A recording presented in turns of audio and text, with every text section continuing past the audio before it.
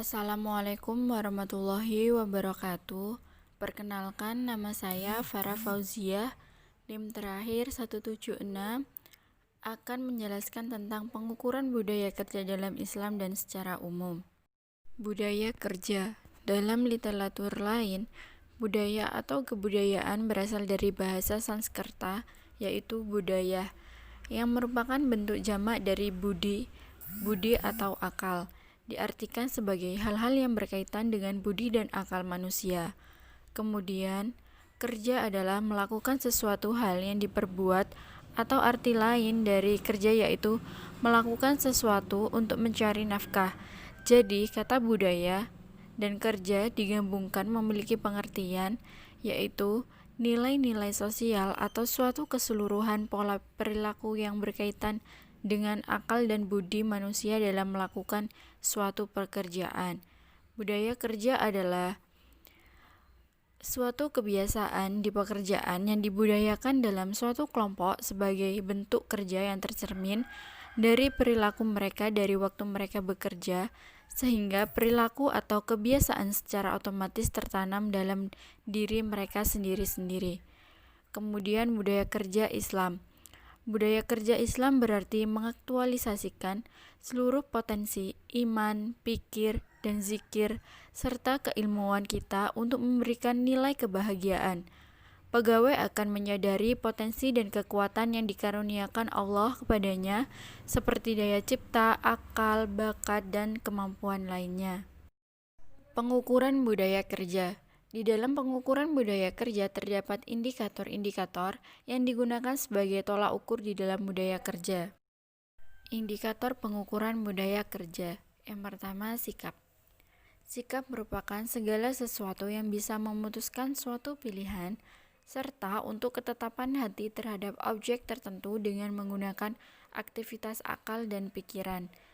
Dalam kehidupan organisasi atau perusahaan, menurut Siagian terdapat 3 faktor yang sangat berpengaruh pada sikap seseorang, yaitu kepuasan kerja orang yang bersangkutan, kontribusi atau keterlibatan pegawai terhadap berkembangnya perusahaan, kemudian komitmen pegawai terhadap perusahaan. Yang kedua adalah perilaku. Perilaku berkaitan dengan kemampuan dan kualitas pegawai dalam pelaksanaan pekerjaannya, sehingga mampu mengidentifikasi bagaimana cara melakukan pekerjaan dengan baik dan bagaimana menggunakan sumber-sumber daya yang ada dalam proses organisasi atau perusahaan untuk mewujudkan tujuan organisasi atau perusahaan secara efektif dan efisien. Kemudian yang ketiga adalah disiplin. Disiplin merupakan salah satu budaya kerja yang harus selalu dipertahankan dan dilestarikan karena berkaitan erat dengan kemampuan dan kemauan pegawai untuk menunjukkan kinerja yang baik. Indikator pengukuran budaya kerja menurut Tali Ziduhu Draha. Yang pertama, kebiasaan. Kebiasaan-kebiasaan biasanya dapat dilihat dari cara pembentukan perilaku berorganisasi pegawai, yaitu perilaku berdasarkan kesadaran akan hak dan kewajiban, serta tanggung jawab baik pribadi maupun kelompok di dalam ruang lingkup pekerjaan. Yang kedua, peraturan. Untuk memberikan ketertiban dan kenyamanan dalam melaksanakan tugas pekerjaan pegawai, maka dibutuhkan adanya peraturan. Peraturan merupakan bagian terpenting untuk mewujudkan pegawai disiplin dalam mematuhi segala bentuk peraturan-peraturan yang ada di perusahaan. Yang ketiga, nilai-nilai. Nilai-nilai ini merupakan penghayatan seorang pegawai mengenai apa yang lebih baik atau apa yang kurang baik, dan apa yang lebih benar dan apa yang kurang benar. Pengukuran budaya kerja Islam. Di dalam pengukuran budaya kerja Islam pastinya juga ada yang dijadikan pedoman, yaitu ajaran Islam, yakni sifat yang merupakan singkatan dari sidik, istiqomah, fatona, amanah, serta tablik. Yang pertama adalah sidik. Sidik adalah berkata jujur. Orang yang memiliki sifat sidik, dia tidak akan berbohong dalam perkataannya. Yang dia katakan selalu benar dan apa adanya sesuai dengan apa yang sebenarnya terjadi. Mereka akan merasa bahwasanya Allah Subhanahu wa taala selalu mengawasinya dan mereka tidak akan pernah berkata bohong karena mereka menyadari bahwasanya Allah Subhanahu wa taala Maha mengetahui. Yang kedua, istiqomah. Istiqomah adalah tetap.